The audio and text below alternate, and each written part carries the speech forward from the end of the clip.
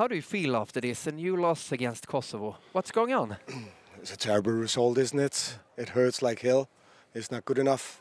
We give soft goals away, and we've totally forgotten to score goals. And how come? Again, you said the same after a game against Switzerland, nearly the same against.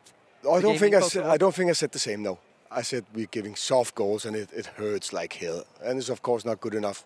And we totally forgot to score goals. Huh? We've forgotten to score goals, and I don't know why. Oh. And it seemed to be this Swedish team is going to play an offensive game. You've been working now 18 games as a national team coach for Sweden. The offensive is not working. How disappointed are you?